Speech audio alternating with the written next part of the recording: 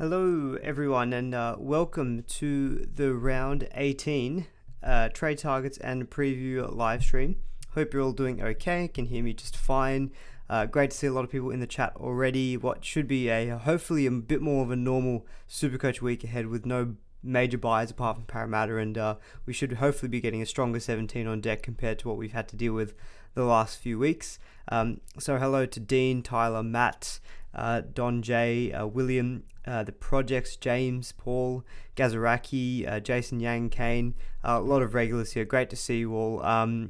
Beer's looking good this week. Thank you, Andrew. Aman hair. Yep, the hair is still there. Looking good as always, hopefully. I don't know about anyone else. I think Gazaraki, I can see your comment here. Anyone following along with the Rhys Walsh updates on Twitter is just social media. This is when social media is at its best. I mean, some of these quotes that are coming out are just unreal. I'm seeing this from Jalisa Rapps and a couple of other journalists. Some funny stuff. Apparently Rhys Walsh is hungry, wants to go to Gladesville McDonald's. Dave Fafita's come in saying he reached out saying, if you need me to do anything for you, I was right there, let me know. Queensland boys are sticking together. I'm sure there's a lot of Walsh owners out there who are very tentatively waiting and seeing what's happening or what's going to happen. I think the latest is that they're assessing the evidence, but based on the what I've read, it seems that he will get charged. Now, how many weeks he will get charged, I'm not sure. But if you're a Rhys Walsh owner, based on what I'm reading, I think prepare to not have Rhys Walsh this week or next week potentially, or even longer than that. But yeah, very funny as well. Obviously, dropping the F-bomb, the C-bomb. Pat Carrigan just being a sweethearted soul. He had to double check, can he say the F-bomb, or can he drop the F-bomb? Can he say the C word? I need to find this. I need to find the comment. It's very funny. A brief bit of wait, no. Oh, that was a really good quote about Pat Carrigan. Apparently, he wasn't sure if he could drop the F-bomb or the C-bomb, and the lawyer literally said, "Yeah, you won't get. No one will get offended if you say that word and that other word." So quite funny. So anyway, very very good stuff. NRL Rugby League just never fails to deliver everything. There's always something happening every week. Yep. Let me know as I continue the stream what's the outcome there, but. Should be some funny comment. There was some funny stuff coming out of that Rhys Walsh update, but great to see a lot of you looking at that too. Aman the GOAT, thank you so much, Peter. I'm not sure about that. Yo, Aman, nice hair. Did you get a haircut? Nice haircut, Aman, right off into the sunset. What is this? Did you give the Schwarzkopf a razzle dazzle this week? I have. It has had a spray. I've actually, sorry, just to give you a bit of an insight into my boring life. Have been out of Sydney the last couple of days just on a work trip. Which has been good. It just meant putting together some of the stuff has been a little bit last minute, so apologies in advance if there's anything wrong in the slides. Maybe we'll keep everything a little bit more chilled out as well. But yeah, anyway, let's crack on. I'll leave you guys to give me all the Rhys Walsh updates, and I'll go back and read them all after the stream, because yeah, it's some quality material. Very quickly, I'll just let you know how I'm going with the team. I scored 1152 last week, which I thought was okay, but it was a small drop, 987 spots, so back to like 6,000 rank. So only got a couple of weeks in this buy period to push ahead. I'm probably not going to get my goal, which is to get to like the top 3k by the end of round 20, but we'll see how we go. Hopefully round 19 is a big week for us, but yes, we'll keep pushing, keep trying to make good decisions, and see how we go from there. But yeah, I think ideally, I think I've been a bit rambling quite a lot these last couple of streams, so I think we'll try to keep something a little bit more succinct. Any fashion advice? The shirt is fire. Well, I'm glad to hear that you like this shirt. It is I wouldn't call it pink. It's a salmon color, salmon and blue striped sweater. It is Tommy Hilfiger. Now, I got this in America, I think ages ago, very, very cheap. I wouldn't be paying for Tommy Hilfiger now, but I think I got it when it was like 60% off. Macy's in New York is a great store. I bought a lot of stuff from there. Rate the new cut, looks good. All right, we've got to move on to some Supercoach. Too much fashion talk going on here. Rugby hair. All right, you guys are too funny. The very first thing I've got is I've got the run home draw. So this is the entire draw now from the run from round 18 all the way to the end of the season. Thought it'd just be good just to have a quick look at this, just to show you guys who are the teams that have no more buys left, who have 9 games left or 8 games left. So I think most notably, you've got the West Tigers, the Sharks, and the Titans. They have no more buys for the rest of the season, so they'll play the next 10 weeks, or 10 games, I should say. Most other teams have got 9 games left.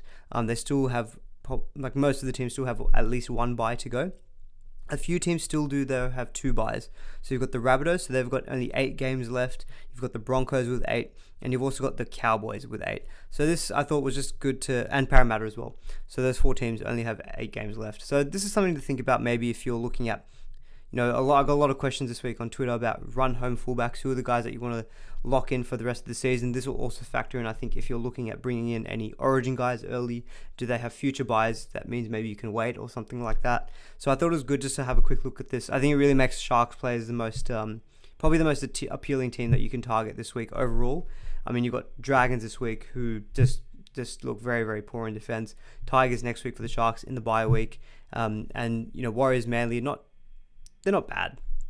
And also the last 4 weeks for the Sharks, Titans, Cowboys. Cowboys, I probably need to reassess that difficulty because they are looking a lot better. But then the Knights and Canberra, it's a great run home for the Sharks. So guys like Nico Hines, if you don't own him, I think you've got to get him this week. Guys like Mulatalo, Sione Katoa is a bit of a pod. Britton Nikora, even the likes of Talakai, Ramian. If you're holding on to someone like a Teague Wilton, really, I just think these are the guys that you should be looking to either buy or just keep for the rest of the season, even someone like a Will Kennedy, for example. But yeah, I thought it was useful just to have a quick look at this as well. Dream Buller owners, West Tigers don't have any more buys, so you don't have anything to worry about with someone like him. So yeah, I thought I'll quickly just skim over this, but I thought it might be useful if you were looking at potential teams to target. And I've actually got this sorted by difficulty per my kind of SuperCoach difficulty. So again, it's Roosters are all the way down the bottom. I know there are a lot of people out there who own Tedesco, thinking of selling him. The fact that he'll miss now 19, I don't expect him to not miss any more games. I think he'll back up. But looking at the difficulty of draw for the rest of the season, Teddy and the Roosters still not clicking. Maybe this is what you need to see, or in terms of the Roosters' difficulty of draw is quite difficult. Maybe that's the thing you need to see to say, okay, look, it's maybe time to cash in. He's at a decent price, but he has got a very high break even. But I've got West Tigers are actually at the top of my draw difficulty. But if I was being honest and taking into account the quality of the actual team itself, it would probably be the Sharks, I think, who I would consider as the best.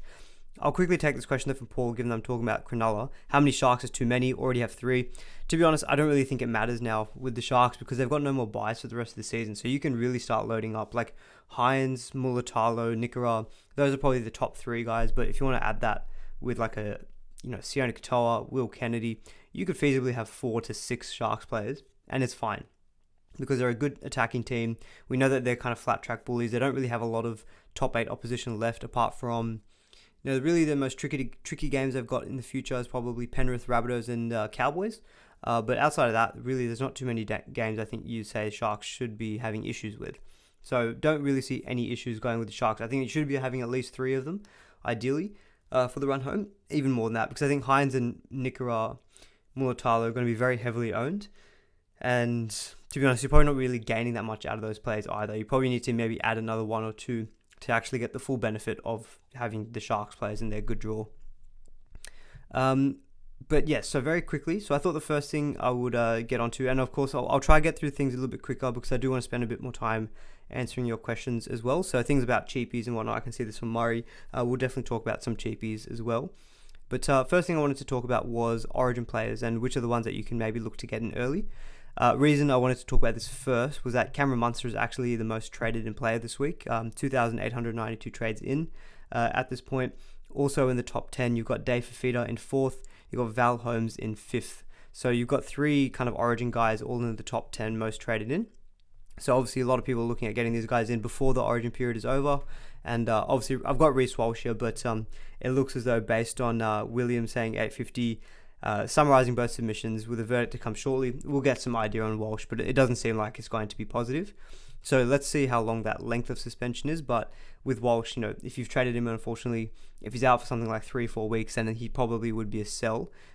Just given the kind of the length of time that he'd be out, I think you'd probably want to capitalise and get in someone else in that fullback spot. But in terms of the most traded in, so Cam Munster, obviously he is a gun.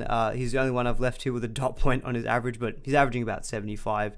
He's got a low break even, so 51 So, 667k, you're probably getting Munster at his cheapest price. I don't think it's a slam dunk trade-in, if I'm being totally honest, just because he misses round 19. Penrith is not an easy matchup. They are by far the best defence in the comp. But I can see the merit in the sense that it's a home game. Munster is typically fixture-proof. Like, if you want to know what his last 3 scores are against Penrith, he's gotten a 76, a 49, and an 86. So we're looking at a low score of 49, and realistically, he's probably averaged about kind of the high 60s, low 70s. So 76 points against Penrith, like, you'll easily take that. And especially coming off a rest last week as well. I think the fact that he got that rest last week probably means that I'd say he's less likely to get rested in round 20 as well. So I think you can probably put Munster down to be safe to play, apart from the round 19 game, probably the rest of the Melbourne Storm game. So that's 9 games for the rest of the season. Their draw is kind of up and down, but that last month I'm looking at there with Raiders, Dragons, Titans in there. Good games against the Knights in round 21. I think Munster will be a guy that you probably want for the run home, especially with kind of Dillbags still being up in the air in terms of the 5'8 spot. So for a pure points trade in this week, I don't think it's the best, because Penrith will probably, he'll probably restrict him to like 80 points, maybe. But I think for the price tag and the locking in a guy early, I can see the merit. I know a lot of people are trading Josh Schuster to him. If you've got those funds, I think that's a pretty good trade. So I do like Munster as a trade in. Overall, I like the reasons for it rather than against it a bit more, because I think the price tag is really good, and I think you can lock him in for the rest of the year. Very, very quickly, I'm just... my screen is a little bit messed up, isn't it? What is going on? Sorry. Oh, I realized... sorry, I've been talking about Munster this whole time, and you guys haven't even seen the proper screen. You're on the wrong screen. Yep, I just saw that, Blake. All good. I've just fixed that up on my own, and you can tell when I'm getting into a rant and I'm not checking all the things on my own end. But yes, so I've got the right screen on. Yep, I've got it all fixed up. Thanks, guys, for pointing it out. Sorry, the chat. I also see the chat a little bit slower. But yeah, it should be all fixed up now. But yeah, really like Munster overall as a trade-in. The next guy is probably Fafita as the most popular next traded in Origin player. Now, this is terrifying for me as a non-owner of Fafita and someone who sold him. If you exclude that 16-point game he had after the first Origin, he's had 5 tons in a row. Like, it's just ridiculous. Like, the man is on an absolute tear, and not owning him is pain. I know I owned him for most of his tons, but just not owning him and seeing him score that try and line break and the try assist last week, I was just like, oh my God. 50 points in base as well, so like the output was good. The matchup against the Raiders, to be honest, it's away, but it doesn't matter with Fafita. Would I trade him in this week? So I pulled one question from Twitter, which was, is Fafita a must-have? Absolutely, he is a must-have. That's an easy question to answer. He's definitely a must-have, and I think you need him in your second row forward for the run home. The more important question is it worth waiting till after Origin, as he may be rested round 20? I feel like that Fafita, if you don't own, like myself, it's going to be a very difficult watch, but I do think you need to, not need to, but I do think the play is to potentially wait until after Origin, because Tino got rested in this last week. I wonder if they're just going to do a rotation where they get Fafita to rest after game 3. Now, after game 3, they do have a full 3 or 4 day turnaround, the Titans. They play on the Sunday after game 3. So they've got the maximum turnaround possible. But yeah, for me, Fafita just feels like the chance that he could just get that rest in round 20, especially knowing that Tino did, because last week they also had the full turnaround playing on Sunday, but Tino still got rested, and he only played the 42 minutes in Origin. I just feel like potentially the same thing could happen for Fafita in round 20. So that's kind of the reason why I think I'm just going to have to wait on Fafita. He still does have a high break even, so fingers crossed. Can you just give us like 80? Just get 80. I'm sure owners will take 80 points. I'll accept getting only 8. I'll accept Fafita getting 80 points. If he gets like 110, 120, it's going to be very sad, because the problem will be that his price won't really be going down much. But for me, Fafita does feel like a guy, I think, at least in my own head, the play is to wait until after round 20. But if you've got the cash to trade him in, and if you've got the strategy or the long-term view that you want to lock him in, which I think everyone does, I don't see any issues trading him out. Like, let's say if you've got the cash to go like a Hosking, who's not been named, to go Fafita, fine, do it, I think, but I do think Fafita could be someone that you can wait on. Munster I feel a little bit differently about, because I think I think Munster, in my head, is very likely to play in round 20, backing up. But just because Tino got rested this week, it just makes me think that the same thing could happen to Fafita in round 20. If he gets named in round 20 eventually and plays, look, I think round 20 I'll be looking to just slam Fafita into my team somehow, even if he's like 830k. I've got some ideas as to how I do it, so I'll run through that when I get to my team a little bit towards the end of the stream. But I do think Fafita is someone that I'm going to fingers crossed he doesn't do too much damage this week, but I think I'll wait. The third most popular the fifth most popular traded in player was Val Holmes. Third, I guess, in the sense of an Origin player. Val is a tricky one because I think Val is pretty much going to play in round 20 because Cowboys are in a good form. You know, they've been a lot of good opposition, and I do think that they will. They need to keep winning games to get back in. I don't know if they're in the top 8. I haven't actually. The ladder is very, very, very tight, and it's also a little bit deceptive because of all the buys and stuff. But I do think the Cowboys will continue to play their Origin guys. You know, Val Holmes being a back, I do think it works in his favor in that sense. Yeah, the Cowboys currently on the ladder are 10th, so I think they will continue to play their guns, and I think they'll continue to play their guns and try to win games. So I can see Holmes definitely being someone who plays again around 20. So again, I feel like he is someone that you could, you know, with a low break even of 11. He is a fair trade in this week. It's a good matchup at home against the West Tigers. 750k. He's going to get quite expensive as well. You've got, like, let's say he could easily bang out like a 75 this week against the Tigers. He probably will be close to 800k. And round 20, he's got Manly, Parramatta, Titans, Broncos. Does have the bye in round 24, but Sharks, Dolphins, Penrith. It's not the easiest run for the Cowboys, but I think we've seen that with the Cowboys. They've just beaten Penrith. They've beaten the Rabbitohs. They've beaten Melbourne. They can beat these top opposition on their day. So I do think that Holmes is someone that... The only reason I'd say that you can probably go against him is that the centre wing is a very deep position. Like, you can go with Sharks, you can go Mulatalo, you've got Manu, you've got Garrick, you've got Osako. You've got plenty of good options that you can look to antipod against with, whereas you don't really have anyone like that in the 5'8" or second row forward spot. So Holmes, I feel like if you want to trade him in, I think that's also fair enough this week because I think he will play round 20 onwards. But I also feel like he's not... I mean, he's probably one of the top 4 centre wings, but I wouldn't call him like an outright must-have. Someone like Fafita, though, I feel very differently about. I do feel like Fafita is going to be someone that you just need to get. Will says, don't shy away from the waffle. A full hour of stats is hard to digest. Love your tangent. Stream of consciousness is easier to listen to than scripted stats. I very much appreciate that. Thank you. Thank you very much. Okay, well, that just means more tangents then. Quick question from Blake here. Buller or Garrick to Holmes? So, to be honest, I don't think either Buller or Garrick are sells Blake. Just with Buller playing around 19, I think if you've held him through last week, I do feel like you should hold. If you were selling one of the two, though, it would be Buller. Because I think Garrick playing at fullback, I really like Manly in the sense that they now have Gerbo back. They've got a few other guys like Tuolangi, Jason Saab. I think Gerbo is a huge in for Manly, huge in. So I think Garrick, for me, if he keep playing at fullback, I think Manly overall will just improve as a team. And as a goal kicker, I think you want Garrick. So for me, Garrick absolutely would be the guy I would keep over Buller. But I don't also think Buller is a sell. Sorry, Harry, I did miss a very important centre wing there in Chancellor Klukstad. I probably just wiped him from memory after the pain he inflicted me last week in his 145 or 148 points.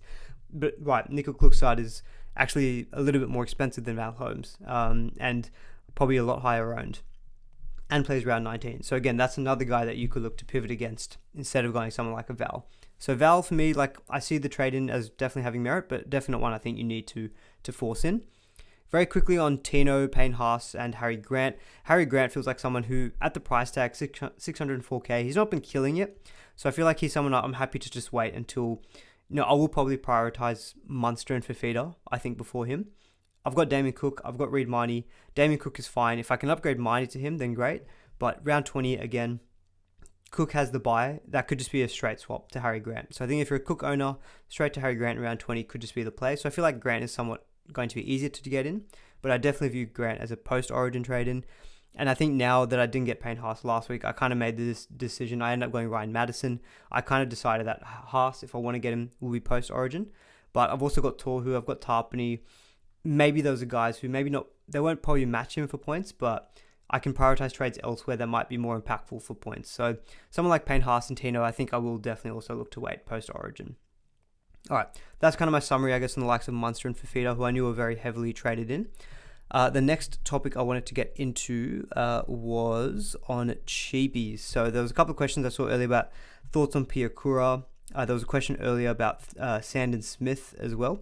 So I did want to quickly just go down the path of just talking about some of the cheapies this week. And I think this week actually feels like all of a sudden we've gotten a vast array of cheapies. I mean, it was probably about 6 weeks ago we were all crying out for cheapies and there was nothing there. Now we're in the stage of the season where we're like, all right, keepers and nuffs, and then all these cheapies come out of nowhere, and we're like, oh, okay, well, might have to rethink my plans. But yes, so Ian, for example, you're saying Adam Blake instead of Payne Haas. That's another guy that you can anti-pod Payne Haas with. You know, you can go Fennell Blake, scored 93 last week. Warriors are playing so good. He's got that attacking upside, so even if his minutes get reduced, he's a guy who can offload. So yeah, for sure, there are alternatives to Payne Haas as well. So I feel like Payne Haas will be good. He'll probably get you 70 to 75 on average most weeks. Your other guy might go 65, like a Tarpany might go 65. You're losing out on 10 points. But if that trade or that upgrade you're doing is the difference between, say, I don't know, let's say instead of, like for me, for example, I've got Harrison Edwards at front row forward. Harrison Edwards to Payne Haas is about 200k. Look, Edwards is obviously a cheapie, but look, I'm going to a guy who's got a ceiling of probably about 95. Instead, I can go Preston with that same money, Preston to like a Fafita. That's probably an upgrade that's way more impactful because I'm going for someone who's really got a ceiling of about 80, 90 maybe, to a guy who can go 140. Like your difference there is about 60 points. Edwards and Payne Haas, we're probably talking about 30 points. So I think someone like in the front row forward, I think that's a spot where you could maybe not look to go back to those Origin guys. Second row forward, though, you need someone like a Fafita. Just very quickly now, so on some of the cheapie options, I've got a section on centre wings as well. So the likes of Chance Cook that I'll talk about a little bit more. So if you've got any questions about them, definitely we'll address that for sure. But just very quickly on the cheapies, so shout out as well to SuperCoach Guns, who I know does a lot of stats gathering. So he pulled some numbers on Brendan Piakura. So he posted this on his Twitter. I've got his handle there as well if you want to definitely give him a follow. He puts out some great stats like this. So these are his stats when he was playing in reserve grade, playing 80 minutes. So not the most relevant sample size for first grade, but on average what it seems to suggest is that when he plays 80 minutes, he gets about base power of about 43, average points of about low 60. So he does have some attacking upside. He's very highly regarded, I think, amongst Broncos fans and ex-players as well. So Piakura, I think, has definitely got upside, and he probably is the second row forward cheapie I would look to move to this week. I still think if you're just a more general question about nuffing, because I've had a few people ask me about is it too early to nuff or not. I don't think it's too early to go for a nuff like a Jack Howarth. I'm pretty sure Jack Howarth is in the most, he's number 7 on the most top 10 traded in players. Ideally, though, I think what you would do is try to pick up a guy who I still think will play. What I like with Piakura is that with this injury to Jordan Ricky, 6 to 8 weeks injury, we're in round 18. If you play 6 weeks, you're getting Piakura until round 24. At that point, you've got, 3 more rounds to contend with.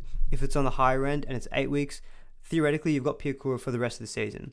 So I think his spot is going to be safe. Someone else asked, I think, toward the beginning of the stream about the other edge back row from the Broncos who's been named, I think it was Willison. I think Piakura is definitely the option to go for because Piakura was starting in place of Capel. Now that Ricky is out for that period of time, I think when Capel comes back, I think Willison's going to drop out and Piakura will stay as an edge 80-minute player. So I really like Piakura because I think, look, the sample size of, he scored 36 points last week, he scored 36 in base last week, playing 80 minutes. But he does have some attacking threat as well. Like, I think, I'll have to remember correctly. I don't remember if he scored a try last week, but I do remember him scoring a try that got disallowed. And I think, look, Broncos are a good team as well.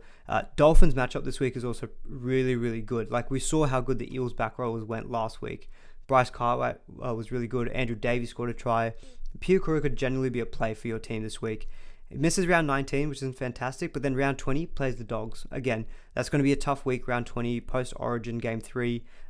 Big teams like the Raiders, the Rabbitohs are on the bye that week. So I think having someone like a Piakura there could just be really handy. So I really like him as a trade in this week. I wouldn't view him as a great, like, a money maker, because he does have a -3 break even, but I'm kind of just viewing him as like he's sub 300k, so he's a good downgrade from someone like a Schuster, who is, I think, the most sold player. I think that's a fine move. You're making over 100k on it, probably going to get similar points output, and Piakura is probably going to be a bit more consistent. Don't have to play him every week, but I do like the fact that he's probably likely to just be playing 80 minutes, and he's playing for a good team as well. So I really don't have any issues with Piakura, and I think that's a good downgrade, Schuster to Piakura. I'm just going to quickly check as well on the SuperCoach website if that's one of the most popular trades of the week. It's not. So Schuster's... Oh, no, it is. It's the 8th most popular trade, Schuster to Piakura. And I think that's a perfectly reasonable trade. Over or under 3 weeks for Rhys Walsh's suspension. Yeah, guys, keep giving me the updates. I don't know. I've got the live blog open on NRL.com, but let's see what happens there. But hearing has adjourned. That was 3 minutes ago. I'm not a lawyer, so I can't remember what adjourned means. Maybe someone can help me out in the chat. But yeah, anyway, that's my thoughts on Piakura. Sanders Smith. So that was a question from someone else earlier in the stream. Sorry if I wasn't able to find the question. The only reason I don't like Sanders Smith is he's just taking up a 5'8" and halfback spot. Second row forward is a different story where you've got 3 guys who you can park on your reserves. 5'8" and halfback, you've only got that one spot. So you need, and I think you just need to target like halfback. Hines has to be one of them, I think. And I think the way that Hughes has been going, Johnson's been going, soon you're going to go back to Cleary as well.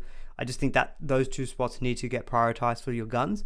5'8", we're all looking to get Munster this week. I know Cody Walker had a poor game last week, but he's still someone I think for the run home is going to be very, very good. You've got like the likes of Ponga there. You can play Manu there.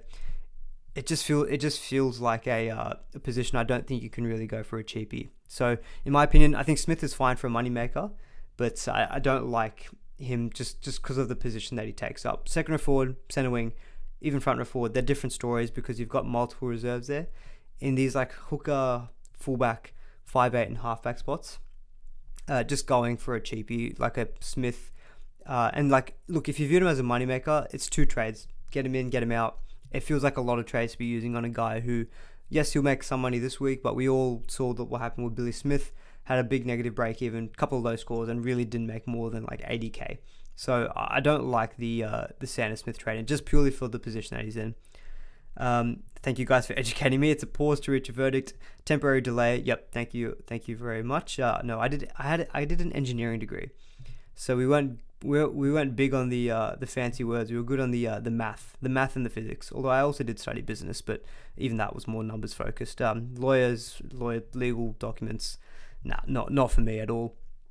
Other options in the cheapie category, if you're looking for a centre wing, probably Valence Tavare or Richie Kenner. I prefer Kenner, to be honest.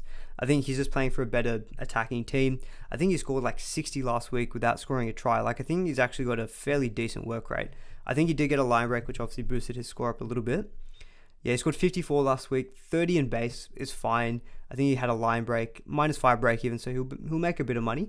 But I think he's got pretty good job security as well. If anyone is thinking about his job security and if it's a risk or not, I think he's got pretty good job security because Tane Milne, I think, is somewhere in New South Wales Cup. I believe Isaac Thompson has been injured as well. So I think indefinitely that's Richie Kenner's spot. So I think if you're still looking for a downgrade there, I do think he's definitely a viable option. Although I would say, we'll get on the centre wings later, there are a few guys who are not that much more expensive than him who could just be genuine potential keepers. You've got the likes of Sione Katoa, Joseph Suoli'i, I think, is like 390k. Look, with the Roosters' attack not looking very good, might not be the play to go for him, but Suoli'i has been named on the wing. So I don't mind the Kenner downgrade. I still think it's good, but there are a couple of other guys in centre wing who are a little bit more pricey, but they could just deliver way more points. But I like the fact that Kenner is still, he's playing for a good attacking team as well. Valence Tavare, I just don't think is really someone I think I'd be recommending. Just with the Dolphins' attack not looking... Well, I mean, it's okay in instances, but also it's more just Branko Lee. It's a week-to-week injury, so at any point, Tavare could be out, and he also likely would keep a role on the bench, so he could just be an AE nightmare. So for me, Tavare, again, just doesn't feel like someone that I highly rate. I don't have Xavier Coates on the list, but I can see Ian asked a question about Coates. I think Coates is now over 400k. Just having a quick look at his price. He's 414k with a -30 break even. So he's obviously got a big -30 break even after a 3-round average of 73. He scored 51, 71, and 97 the last 3 weeks. The fact that he's got Penrith this week, who are the best defense, I mean, yes, sure, it's a negative break even, but he could easily go 15. Like, the 3 scores before those last 3 games I just mentioned, 11, 17, 14. And those were games against Rabbitohs, Broncos, and, like, Dolphins. He's got 11 points against the Dolphins. So, like, for me, Penrith game, that could be a tough one, and that could immediately kill any kind of cash rises.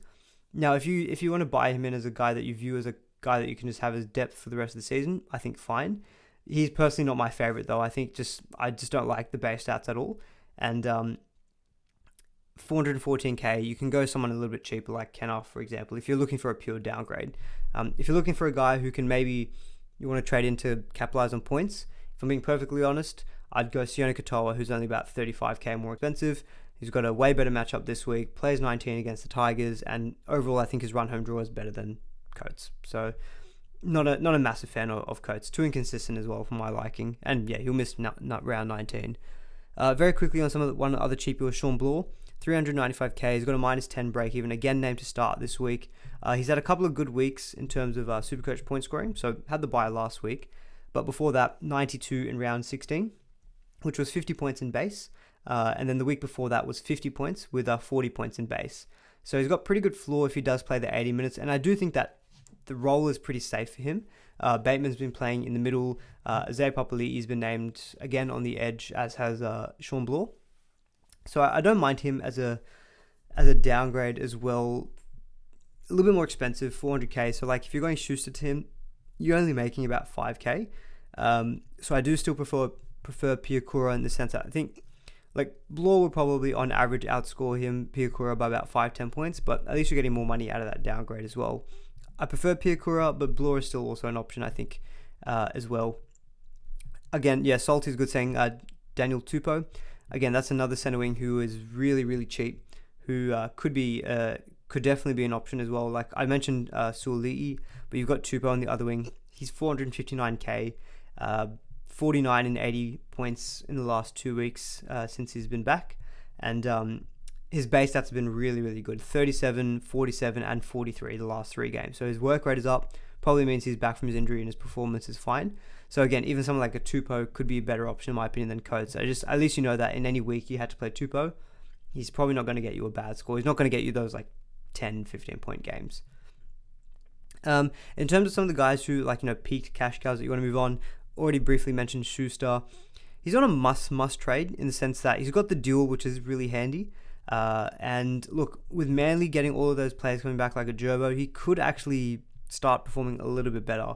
I'm personally happy to move him on though, because I feel like he's just a bit too unreliable as a play in my 17 most weeks. Manly's draw isn't fantastic. I mean, Roosters arguably at home is a good matchup. The bye around 19, then it's the Cowboys in round 20. I've got Cowboys as a green fixture, but that's probably an outdated stat. I do think the Cowboys are much more difficult than that now.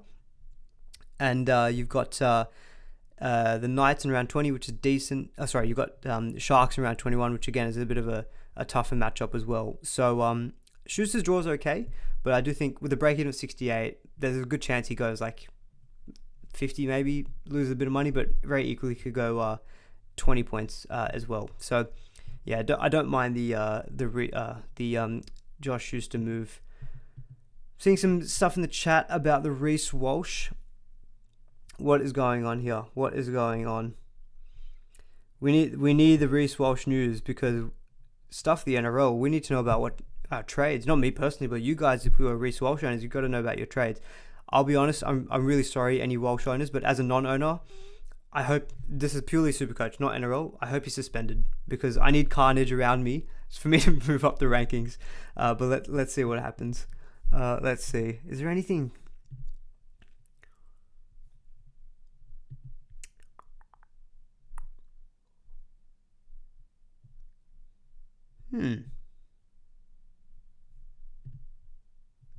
So there is So Jalissa Raps is a reporter.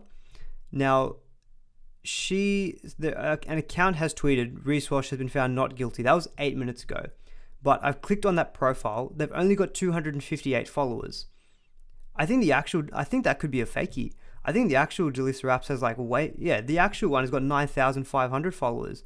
So I feel like someone's just impersonated her and has just tweeted out this whole Rhys Walsh is not guilty. But I don't think I would be I don't think I would read into that, because I'm seeing some stuff in the chat about Rhys Walsh being found not guilty. Double check your source, because I've seen the tweet that says that he was found not guilty, but that account is not the real reporter's account. So just be double checking your sources on that one. I don't think the actual deliberation has not come out yet, because I went on the NRL.com blog and there's nothing posted there. So I think hold your fire on the Rhys Walsh stuff. I think it was a dud account tweeting that thing. Anyway, back to SuperCoach very, very quickly. So Schuster, I kind of give my thoughts on. Billy Smith, to be honest, I'm probably holding Billy Smith for the foreseeable, just because he's got good base stats, and look, he's at a value where I don't really think I can move him on. Taruva is someone who, with a 74 break even coming up against Melbourne, a buy around 19. I've toyed with selling Taruva, and I do have a set of trades that involve selling Taruva that are quite juicy, in my opinion. Now, he's not a must sell, but I do think, look, maybe it's a good time to cash him in. I don't view him as a top 7 centre wing. He's solid.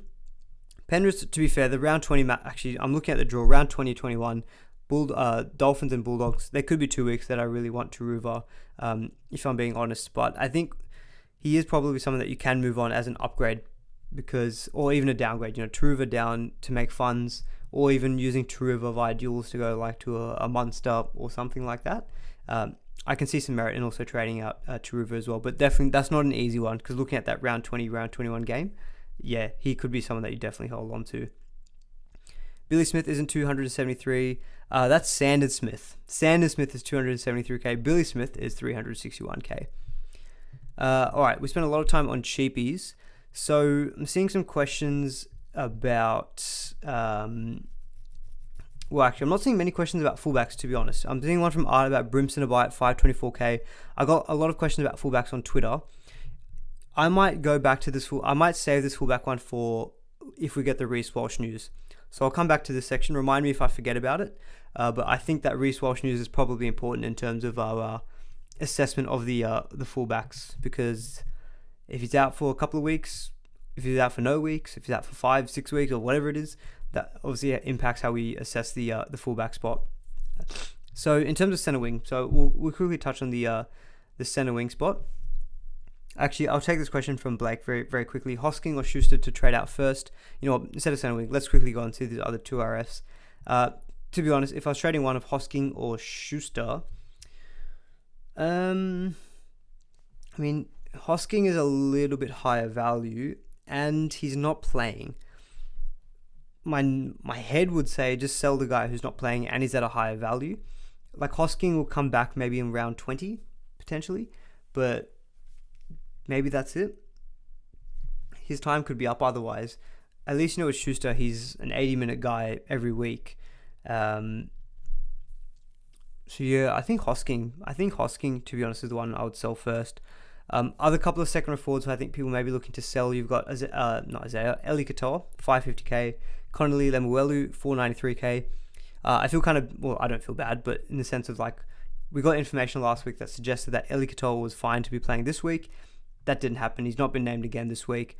So the fact that he misses this week and has a buy around 19, again, I think Katoa, 550k, he's definitely someone that you can look to move on. You can go down to Piakura and bank yourself 200 plus k.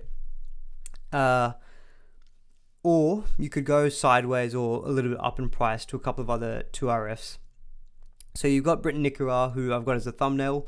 I think Nikora, if you don't have him, he outside of Fafita, he's probably the number 2 second row forward, I think, for the run home, just given that Sharks have got no more buys.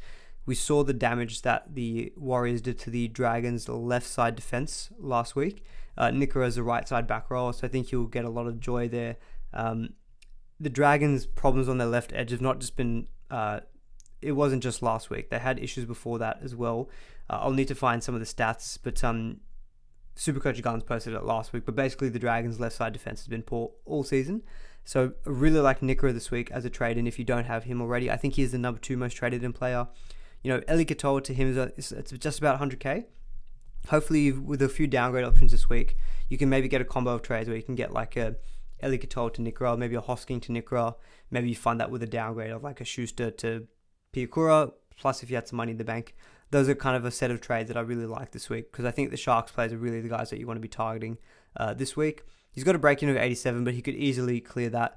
He hasn't quite yet had a massive game where he's gone well over 100 plus, but Nikora does have that in his locker. So yeah, he hasn't gone above 100 this season so far. His high score is 98, but a lot of games in the 60s, a lot of games in the 80s. Nikora does have that ability to go big though, so I'm just going to quickly pull up some of his numbers against some of his upcoming opposition. So against the Dragons, his last three scores, 98, 76, 67. Against the Tigers, 79, 61. Against the Warriors, 54, 45. So look, Warriors maybe not the best matchup, but there are potentially some big scores on the way. Like, yeah, he's got, like, I'm looking at some of his high scores against some opposition he has for the rest of the season. 132, 122, 103. He's got a ceiling on him. Basically, he's a really good buy this week. Very good buy this week. If you're looking a bit more around the price range of Eli Katoa or Zach Hosking, a couple of names I pulled. You've got Jeremiah Nanai, you've got Hamoli Olakuatu, and you've got Cam Murray. Unbelievably, Cam Murray is 468k. We all started with him at like 720k, thinking he'd be this gun, and just hasn't delivered this season perfectly. To be honest, I wouldn't buy Murray, mainly because he missed round 19 and misses round 20. So I wouldn't be going for Murray. Nanai will miss round 19 as well with Origin, but so will Olakuatu. Olakuatu I like in the sense that scored 81 last week. A lot of it was helped by that very last minute line break, which included a few tackle busts and a forced dropout as well. He had a base of 40. He scored a try off a kick, but I think I like Olakuatu at 552k. It's a good price, and with Gerbo back, I think that really will very much help Manly's attack. And without Turbo, Cherry Evans uses Olakuatu a lot. So I think Olakuatu, you're probably getting him for good value he's been averaging 55 all season. I can see Olakuatu going 60, 65 for the run home. So I like Olakuatu if you're looking for an upgrade and let's say you already have a Nikora or you're just going for someone around the price range. I like Olakuatu. Nanai I do like in the sense that he's got that ceiling. He's a try scorer. Cowboys are looking really good as well. They do have a couple of extra buys though. Like they've got that extra buy in round 24. So if you're looking for someone for a more longer term view, I'd probably say lean towards Olakuatu. But if you're looking for maybe, I would argue that Nanai is a bit more of a pod than Olakuatu. I think Olakuatu is about 12% ownership. I can probably quickly find this out for you. So Nanai, very quickly, he is 3% owned. So he's only in 5,200 teams with a break-even of 11. So, he's probably going to go up in price.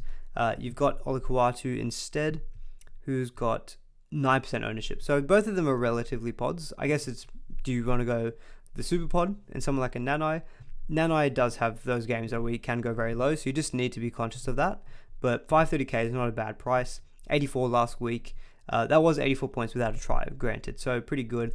And he scored 82 in round 14 as well. So slowly getting back to that kind of Nanai that we saw from last season. I think the more solid, consistent option is probably Olakuatu. If you're going for someone maybe a bit more ceiling, a bit more of a pod, then I'd probably say Nanai instead. But I do think Nikora, by far, if you can stretch up to him, he's the guy. He is the guy. Hosking, Katoa, Lemuelu, I think are all fair sells. Yes, and the thing with Murray though, if you've got a spot that you can hold fire on, Murray could just be a pickup for the run home. Murray has done this in the last few seasons, where he's finished the season very, very strongly. Thank you, Will, in the chat as well. This is actually a guy that I forgot to mention, but Zay Papali'i, he's definitely also someone who's worth it. We saw at the very beginning of the stream, the West Tigers have got the next 10 games without no interruption, so no buys. So similar to the Sharks. So I think similar price if you want to play with no buys. Zay Papali'i is probably the guy. And the good thing with IPAP, to be fair, actually, is he played right edge just before the bye in round 16. And it looked a lot better. I think the combo of Wakeham and... So Dane Laurie's the 5'8 now with the West Tigers. I think more of the ball will go via Wakeham's side, which I think will be the right side. So I think Papali'i is probably going to get slightly better ball. He's 540k, so he's in between Nanai and Olakuatu. To be honest, actually, just looking at how he went last week or the last time they played, I'd probably actually have him above both of those two, just because you've got him for the rest of the season, obviously barring any injuries. And Tigers draw is fine. And he's an edge back role. We know he's a good option. He's kind of been scoring around those low 50s most of the season, but last week 82, and he looked quite good, 60 points in base as well. So his base stats were like a lot higher. That 60 points in base he got in round 16 is the highest he's had all season. And that was the first game he scored over 55 base since round 6. So there's obviously the first game straight back on the right side. Obviously something's changed. So I don't mind the IPAP either. Definitely don't mind IPAP. So yeah, that's probably someone I should have listed here, but I really like him as well. No more buys as well for the rest of the season. Will I do any more head-to-head specific content as we approach round 23 to 26? Yes, for sure. I think that's someone at the very beginning of the stream, before the actual stream started, will ask me some head-to-head questions. I probably do need to focus a bit more on head-to-head sometimes as well. But because to be honest, I'm really not a head-to-head player, so it's kind of not in my own thought process. But yeah, definitely happy to explore doing more head-to-head content as well. Probably helps more people, so it's worth me doing it, I guess. All right, we'll go back to the centre wing, because I saw some questions about, there were questions earlier about Nickel Klukstad. Seen some questions about Alex Johnston as well. I've already spoken a little bit about Mulatalo and Sione Katoa at the beginning of the stream. I think Mulatalo is still the best Sharks back to go for. Next up for me would be probably Katoa, if you're looking for a non-fullback. He's very cheap at 455k. He does have a very high break even, but just seeing how DWZ went against the Dragons last week, and they're pretty, and like the thing with the Dragons, no Jack Bird and no Moses Sully, so like even guys who would be filling in that left side, they're not there this week. So again, it could be a week where Hines plays the right side. You've got Nikora. I mean, to be fair, the ball might not even get to Katoa before they need to score the try, but if you're going for a super pod, I like Katoa for that really good matchup this week. And you're targeting a definite you're targeting a defense that is even more worse on that side of the field. Just on DWZ and Nickel Klukstad, obviously they were the ones who went absolutely huge last week. I mean, I would rather buy Nickel Klukstad over DWZ. Just, I think playing fullback, he's definitely taking that roll up of that sweeping fullback, getting those kind of, those last pass, try assist, line break assist that we see the fullbacks get for SuperCoach. And while DWZ is a recipient of that, there are equally times where it could go down the left side and Nickel Klukstad will be there, but DWZ won't be. I think Nickel Klukstad I think he's got a higher floor, so I think he's just a bit safer. And 5-round average of 94 is fantastic. And the only knock against him is just price. 763k. The matchups coming up are not the easiest, I guess. Although, to be honest, that Rabbitohs game in round 18 at home, I do think that is a matchup that the Warriors, if I had to tip, I'd probably tip the Warriors just the way that the Dragons have been playing. Parramatta and without Moses, I think that's a fine matchup. Sharks in round 20 look a little bit tough. Canberra before the bye.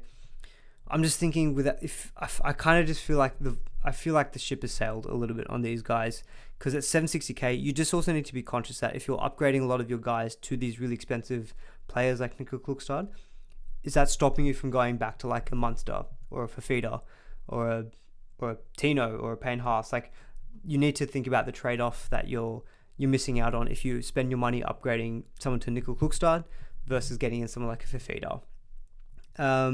My car, proud to have Nickel Klukstad since 400k. Yes, I think I'd be very jealous of it. I'm very jealous of anyone who's had him for a long time. He's been really, really good.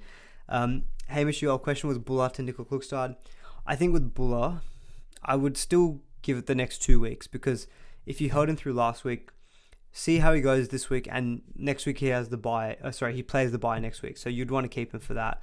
You get 2 weeks to see how the Tigers look in attack without kind of Brooks and Coruscant. If you're really not liking the look of what you're seeing, then I think round 20 you can probably maybe look to trade Buller at that point. But I don't think I'd be making that move now, because I think you're not gaining any round 19 numbers. I'd say Nickel Klukstad is the better option, but I'm just wondering if I don't necessarily think Buller is that much of a sell, especially if you've held through last week. So that's kind of my thoughts on the Warriors, boys. I think congrats if you have them, but I think that I do feel like they've missed a boat on them. to an extent. Quickly mention Dan Gagai, so not named this week. I think it was actually due to injury. At first, I thought it was due to just being dropped because he didn't have a great game last week, and I thought, that's madness. Surely he's there. I know he was poor, but like he's one of their best players. But no, so I'm just going to quickly find NRL Physio's tweet about him. So he says, Dan Gagai is out this week with a plantar fascia, arch of the foot injury. Load management, vital factor here, is expected to be back in round 20 after the Knights bye. So I think if you're a Gagai owner, obviously it sucks that you're going to miss him for the next 2 weeks. So you could easily move on. Like, for example, to be honest, the sensible approach would be just hold Gagai for round 20 onwards, because the Knights draw is not too bad. They've got the West Tigers in round 20. They've got a really good run from round 23 onwards. Dolphins, Bulldogs, Dragons in 3 of the last 5. So Gagai could be a good option there. But if you're missing the next 2 weeks and you don't have someone like a Mulatalo, to be honest, I think I'll just make that trade. Gagai to a Mulatalo. Question here from Sam, Gagai to Asako. If you already own someone like a Mulatalo, then I think sure, you can go get Asako. I mean, Asako scored like 66 last week in a pretty well beaten side. So he's got that ability to still score well. But my sentiment on Asako over the last couple of weeks has been, if you haven't got him yet, if you can look to avoid or anti-pot him until, say, round 22, I probably would, because Broncos, Titans, and Penrith, and then the bye, that's not the easiest games. And so, yes, he can still pump out like 60s, but at 789k, you might be able to actually get him in round 22 for like 650k. You might be able to save yourself 100k. So, assuming you've got a lot of the other good options like a Mulatalo, maybe Nickel Klukstar, maybe, I don't know, or maybe who else is there, like a Mazu, I'd probably try to find someone else to go instead of Asako. But if you're just thinking, I just want to lock in the guy for the rest of the season, sure, I think Asako is still definitely an option. Is Campbell Graham an option? So I didn't put Campbell Graham on this list here. The only reason I don't think right now he's not an option is I just think that game 3, so it's been confirmed that Latrell is not playing game 3 for New South Wales. No Tommy Turbo. So those 2 centre spots are wide open. You could very easily see Stephen Crichton being one centre, Campbell Graham being the other centre. I just think that Campbell Graham will miss there's a good chance he misses round 19 with Origin, and then misses round 20 with the bye. So I think the fact that you might be trading him in this week and he misses then round 19 and 20, and then comes out of that against Broncos, it feels like for me too much risk to go Campbell Graham. So I wouldn't be going and buying really any Rabbitohs players, if I'm being honest. Same goes for excuse me. The same also goes for Kalamatangi. Didn't speak about him in the second row forwards. I just think it's that game 3 risk, and the fact that he could get selected. Any idea if Madison will get off the bench anytime soon? No. So I bought Madison last week with full knowledge that he'd be probably coming off the bench for the rest of the season. That's his role. Basically, he comes off the bench and then plays out the rest of the game. So he plays about 55 to 60 minutes off the bench. The reason I didn't mind that was he was doing that last year, and he was absolutely killing it. And even earlier this season, he was doing that, and he was still pumping out scores over 60. Like last week, he came off the bench, but he played 62 minutes. So I think Madison is not in. His role is to be coming off the bench. But so I wouldn't be selling him on that basis anyway. Okay, so other centre wings. So there was a question from Ian before: is Mazu a keeper? Definitely, I think Mazu is a keeper. He scored 69 points last week against Penrith. He had 1 line break, so take that out. 59 points in runs and tackle bust, like base power essentially, against the best defense in the comp. Yeah, for me, Mazu is a keeper. I think if you own Mazu, keep him for the rest of the season, even if he doesn't play round 19. I don't care. Round 18 is good. Round 20 is good. There's a couple of good matchups in the run home for the Knights, and the last month for the Knights is all at McDonald Jones Stadium. This one correction, I mentioned on the round 17 roundup video, I said Mount Smart Stadium for Newcastle. I rewatched it back, and I thought, I stuffed that up bad. McDonald Jones Stadium. McDonald Jones Stadium. There we go. We got there eventually. I think I'll probably... So let's just quickly talk about Alex Johnston. So there's a few people who have messaged me about, AJ to Mulatalo. Like is AJ even like a holder for example?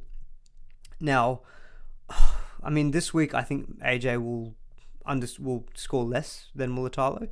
But round 19 against the Dogs, I like that. And I know AJ has got a high break even. If I'm being perfectly honest, at this stage, I don't think that AJ is a keeper, just because the Rabbitohs are not looking very good. But part of me also just wants to have a bit more faith in the Rabbitohs and acknowledge that they're also playing without Latrell. The fact that he plays round 19 against the Dogs kind of means I can't sell AJ. Even if it was for Mulatalo, I think I would just try. I know it sounds easy, but I'll just try find another way to get Mulatalo, because I think trading out a round 19 guy who's got a matchup against the Dogs at home, it just feels a bit sideways for me. Yeah, Salty's good. You're saying the same thing as well. For sure, Ronaldo Mulatalo, I think, is going to outscore AJ for the rest of the season, because Mulatalo's got no more buys. AJ has 2 more buys still. So round 20 could be I think I've said this a couple of weeks ago. Round 20 could be the time that you sell AJ when he has the buy. But also round 21 is when Latrell comes back, and that completely changes the Rabbitohs' attack. So I'm kind of thinking, for me, AJ at the moment is still a hold until round 20. I'll reassess at that point. Let's say in round 20, because I've got duels, my best way to go to Fafita in round 20 is AJ. Look, I'll probably do that trade. But outside of that, though, I'm still indefinitely viewing AJ as a hold, and I'm hoping that I've got enough depth that I don't need to play him most weeks, or just playing on matchups, basically. All right, I'm going to take a quick water break, just because my voice is, my throat is getting a little bit sore. But in the meantime, guys, give the stream a like if you've been enjoying it.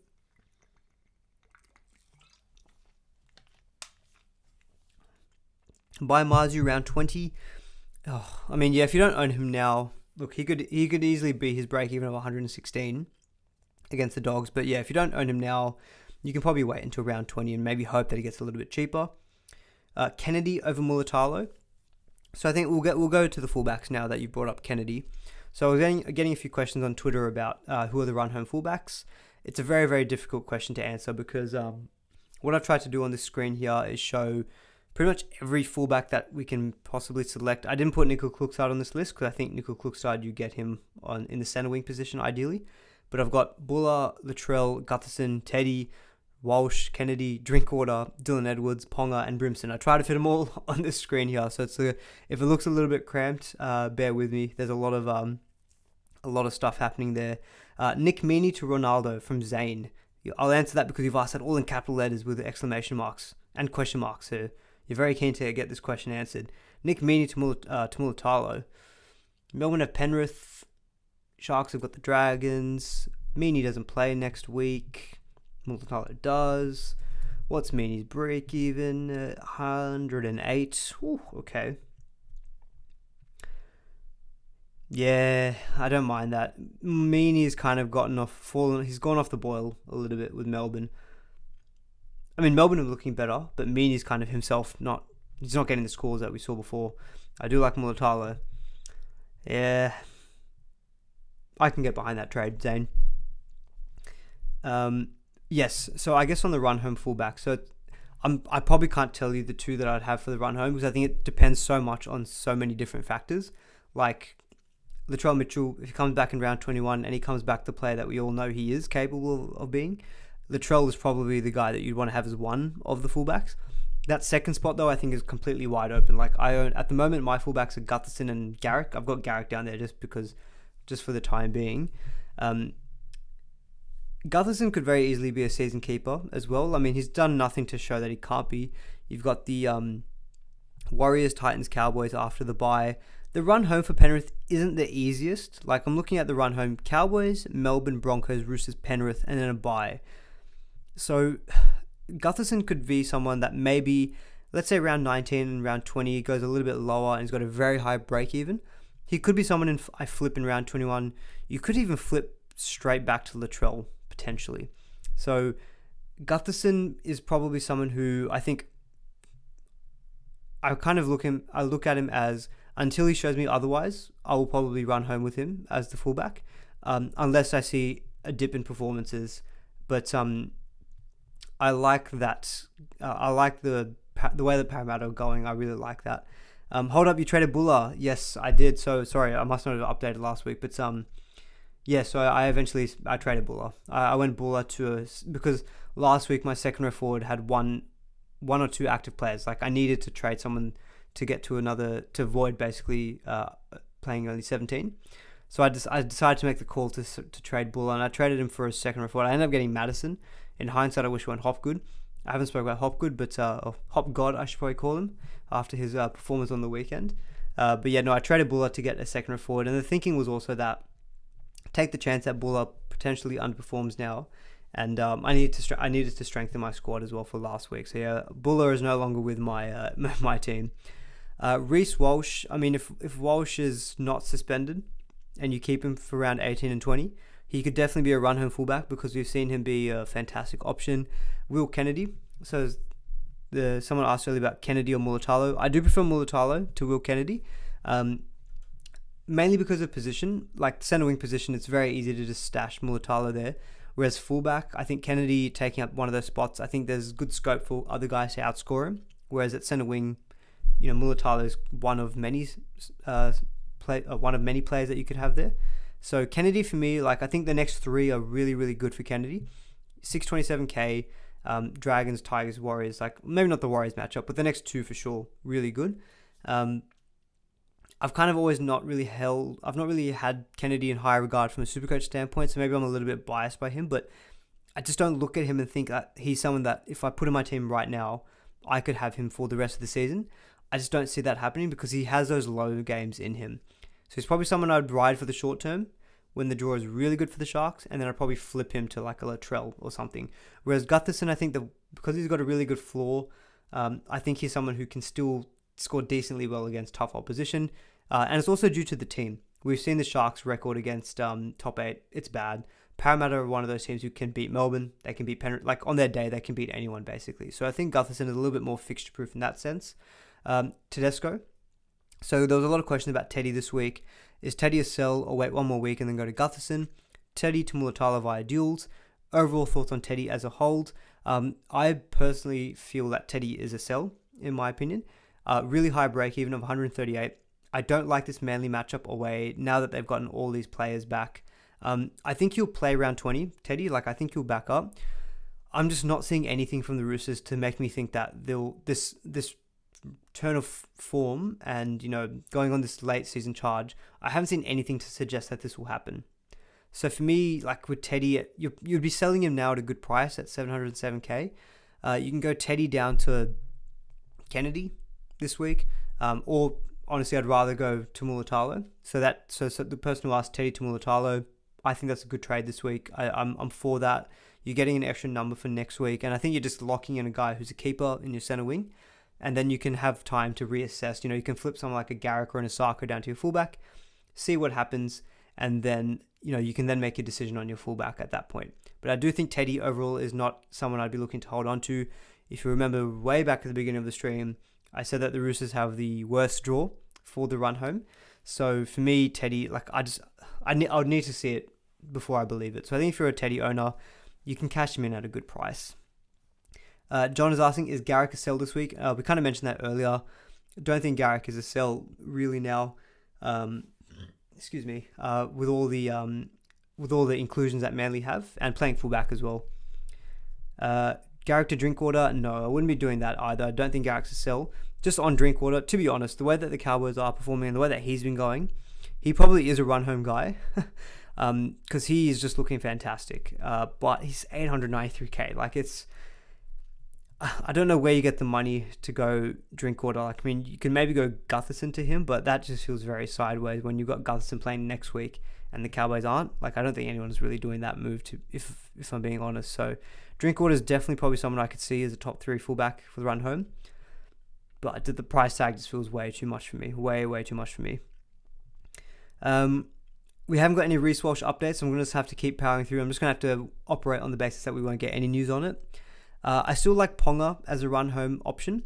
The draw is not ideal in like rounds 21. Well, to be honest though, like Bulldogs, Tigers, Dolphins, Bulldogs again. Like there's a good few matchups there, and the last month is all at home. So I still think Ponga is someone that is up for consideration as well. I do own Ponga at the moment. He's in my 5/8 spot, and I like the deal. So for the same duel, I prefer him to Brimson. So someone's asking me, Art's asking, fan of Brimson. I like Brimson. Brimson I kind of view as a really solid, steady option. He's averaged about 68 in his 80-minute games this season. I just feel like Ponga's a bit more explosive, has more of that upside that I don't know if Brimson has. Granted, Brimson went 90 plus a couple of weeks ago, and actually, maybe to be honest, I'm probably underselling Brimson. Only, again, another issue with Brimson is I wouldn't consider him for round 19 because he was 18th man for Queensland last game. I suspect that will be the same. Or if Rhys Walsh is out, let's say with suspension, they either bring Ponga back, or maybe they just say, Brimson, you're the 18th man, you play a game at fullback. So I don't think you'll get Brimson for round 19, but you'll get it for pretty much the rest of the season. Titans draw, it's not fantastic. I mean, Parramatta, Roosters maybe, it's a home game, but that Cowboys, I think that game is tougher than what I've got it there. Warriors, we know are good. Sharks, Penrith, Melbourne, before Bulldogs. Like, the draw just doesn't scream to me that... I mean, we know the Titans are an attacking team, fair enough, but I don't know, like he's gotten good scores this season, but he's needed to have good opposition to do so. Like he scored 94 against the Tigers, 76 against the Dolphins, 66 against the Tigers, 49 against the Dragons. Like more of his good scores are coming against easier opposition. So I don't know. I feel like Brimson is someone that I need to see like a really good run of games before I would invest in him. So I do prefer Ponga, I think. I've got Dylan Edwards there, but I think with Edwards, when you're comparing him to the likes of a Gutherson or even a Kennedy, for example, I just don't think Edwards has that same level of ceiling, but he is the safe option. But I think at this time of the season, you're probably trying to target guys who have that probably higher upside, like a Gutherson's gone 100 plus the last 3 weeks. So probably no definitive answer on the whole run home fullbacks. My top three, assuming everyone is in full health, I'd probably say Latrell, I'd say Gutherson, and I'd probably say Drinkwater are my top three.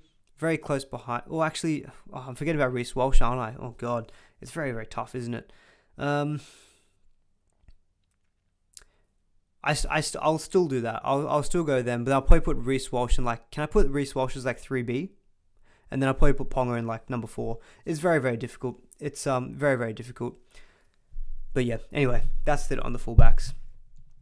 So I don't really have any more topics. We've already gone for an hour, 7 minutes. So I'll keep the captaincy very, very short.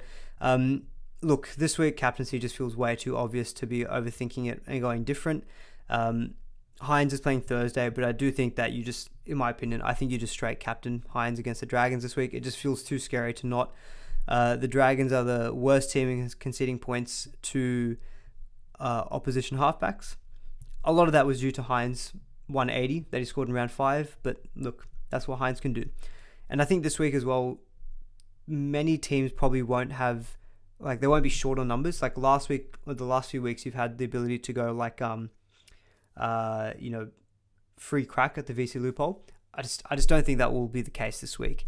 So I think if you're probably going to cop in, like if you somehow have only 17 and you've got a free crack at the VC, then I think fine, it's worthwhile maybe just going VC Hines just in the chance that he doesn't do well. But I think for me, you have to captain Hines. If you've got that ability, I think some of the alternatives that you could look to captain instead. I don't mind SJ at home against the against the Rabbitohs because he's goal kicking. Munster's always an option. Fafita, we know he's got the ceiling. Drinkwater against the Tigers could do very well. You could even throw Val Holmes into that as the goal kicker. And I really like Ponga against the Bulldogs as alternate options. So it's kind of a shame because if Hines wasn't there was actually a few good matchups that you could target. But just with Hines and that matchup at home, it feels cramped. I like your comment there. Dragons are the worst conceding to almost every position. To be honest, I'm looking at the stats. It's more the backline players, like first to halfback, first to centre wing. So any Mulatalo prospective buyers, you'll be looking at that, licking your lips. But yeah, no, for me, captaincy, I want to keep it very, very short. Hines for me. All right. What I'll do is I'll very quickly just run through what I'm thinking with my team, and we'll go from there. I probably, just given the length of the time, I probably won't be able to do a specific Q&A. Apologies, just given how long we've been going for. But what I will do is this week Lockout is on Thursday. We can try and think if I've got any commitments. I don't think I've got any commitments on Thursday. So look, We'll try to I think there's a good chance of doing a Q&A stream on Thursday before lockout. So we'll probably keep the team section and then we'll wrap it up there. But we've gone on for a long time and hopefully we've addressed a lot of your questions already. Alright, so what I'm thinking of doing with my team, firstly, also let me know if you guys can actually see my team because I'm having some issues sometimes swapping screens. But yeah, with my team, I've got 81k in the bank, 14 trades. I mentioned it on that round 17 wrap-up video. One of the things I was thinking about was Schuster to Sione Katoa. And I could do that via duels. I could swap Jack Howarth there. I've got 480k, and look, I could bring in someone like Katoa and potentially get a little bit ahead of the curve and maybe go for the guy who can go score very easily 2 tries against the porous Dragons. So that was one option I considered, going Schuster straight to Katoa. But then things changed a little bit with Piakura. Like, I could still get Piakura by going like Billy Smith to him, but I don't know, like with trades kind of being at a premium, I was kind of thinking maybe I just look to try to get one of the Origin guns in early as well, I might have to sacrifice on the Sharks player this week, but maybe I just lock in like an Origin gun potentially. In terms of my numbers for next week, I've got 14 for round 19, so I'm kind of sitting okay with the numbers, so I don't necessarily need to trade in round 19 guys in this week. I could probably do it next week if I had to. But one of the trade situations that I did stumble upon, stumble is probably the right word, but I could do Schuster to Piakura, so that got me quite a bit of money, because I am also conscious of trying to make sure I've got like good routes back to some of these Origin guns. So yeah, Piakura could come in for Schuster. That leaves me with 192k in the bank, and what I discovered I could do with that was Turuva out for Munster via duels. So that was something I did look at, and I thought, I could get Munster this week and I can just lock him in for the rest of the season. 55k in the bank. So it'd be Schuster and Turuva out, 2 cows who I think have pretty much, well, Schuster hasn't peaked in price, but look, they've made some money. And I can go to a decent cheapie downgrade in Piakura, and I can get in a gun like Munster. My 5'8 is probably locked in, Munster and Walker. Fullbacks, Ponga and Gutherson. To be honest, if I had to keep those 2 for the rest of the season, I can live with it, but I could maybe look to upgrade them in the future. Centre wings looking decent with Manu, Garrick, Marzu, and Nisako. I hopefully don't have to play I don't have to play AJ every week. Get rid of Schuster. And look, I could even play Piakura this week against who they're playing, the Dolphins this week. So those were 2 trades that I was thinking about. And I think after thinking about it a little bit, yeah, I don't mind keeping Turuva. And to be honest, the only downside of this is that I'm thinking, instead of going Munster, could I be a little bit more thoughtful, and could I instead maybe get one of those Sharks players who I think will do very well this week? So instead of going to like a Munster, I could just go Turuva to Mulatalo, for example. What would I do with Billy Smith? I mean, the thing with Billy Smith is that, look, 43 points last week in base is fine. If the Roosters do seem to turn it around, hopefully he benefits from that. But look, he's at a pretty cheap value, and if I had to play him at a pinch in a week, it's fine. I can just keep him there. So I'm probably viewing him as someone who I wouldn't be keeping for the rest, who I wouldn't be playing for the rest of the season. But yeah, that was one of my thoughts for trades this week, but not completely locked in. I think Schuster to Piakura for me is probably going to happen, just to get out of Schuster and to get in a cheapie who also creates some funds. That created about 190k, and then from that, I could maybe go Turuva to Mulatalo. To be honest, I don't really know what else I could in terms of upgrades. Probably Turuva to Munster, I guess. So Blake's asking, what are my plans with Harrison Edwards? So just to give you my thoughts on how I'm going to get some of these other Origin players back. So the Origin guys that I would need to get back would be probably Grant, Fafita, maybe one of Tino or Payne Haas, and maybe Latrell, but question mark on him, I guess. So the way I think Fafita is probably the guy who I'd be prioritizing the most. The way that I probably would do that is I would probably upgrade Preston. I think Madison, Nickera, and Bateman for me would be the 3 I'd keep. I would probably upgrade Preston. Let's assume Fafita goes and gets another 100. Let's assume he's 300. Let's say he's 240k more expensive than Preston. So if I need to make 240k, I've already got 55k. So let's assume I need to make 200k. To be honest, the way that I probably would do that, assuming Edwards is around his same price or similar, I'd probably just nuff Harrison Edwards. I'd probably just go Edwards to like a dual second row forward, front row forward nuff, or I might go Christian Welch. And I feel okay to nuff in one of the front row forward spots because I've still got another guy there who I can play. That might be how I upgrade to Fafita. Oh, Cleary, of course, yeah. So Chris has mentioned Cleary. If I need to get Cleary, it would be via SJ. SJ is already north of 800k, so I'm hoping that SJ to Cleary is a fairly straightforward sideways move. And then Grant, I could probably do, if I had to, I could probably go Damien Cook straight to Grant. But to be honest, the way that Grant's been going, he's probably someone who maybe I could wait until like round 22, round 21, 22 to trade in. Fafita is the one I think I just need to plan for the most because he's the guy who I fear the most as well. So I think the way that I get to Fafita would be upgrade Preston, and it would be via downgrading probably one of the front row forwards, or it could be downgrading someone like an AJ. Like we could even do, instead of Preston, we could even do like AJ to Fafita via dual. Actually, I can't do duals anymore because I've got Jack Howarth in my centre wing. Anyway, that's my early thoughts for trades. Truva and Schuster out for Piakura and Munster, but I could very easily go Mulatalo instead because I've got Nicker and Hines.